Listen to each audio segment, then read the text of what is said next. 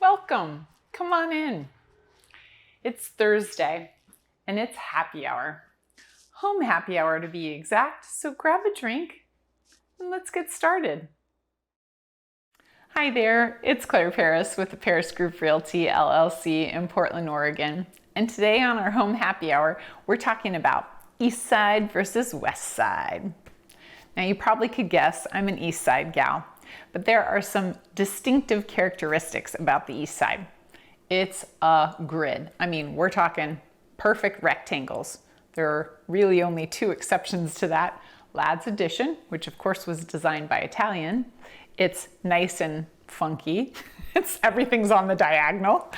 And then of course the Alameda Ridge is a little bit of a hill, but that's about it as far as topography goes. So you're gonna get to know your neighbors. You're gonna be talking to them because you can see them right through your living room window.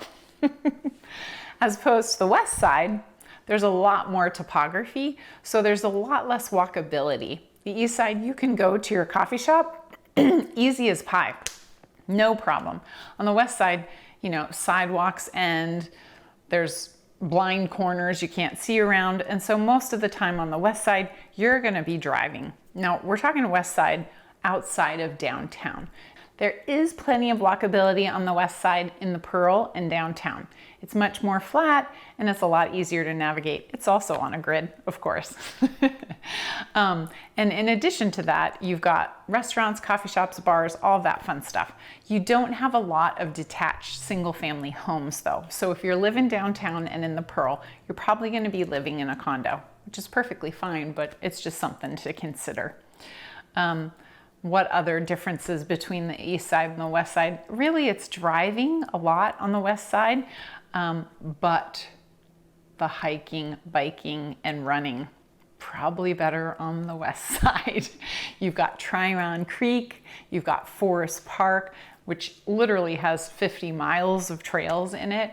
So west side probably wins on that front. I run a lot on the east side, and it's mostly just running on the street. It is what it is. As far as walkability, east side's easier to get to your restaurants though. So I think that covers it. Of course, you're gonna have an opinion, so weigh in below. I'd love to hear whether you prefer the east side and the west side and why. As always, it's so nice to hang out with you on our home happy hour. We'll see you next week. Cheers.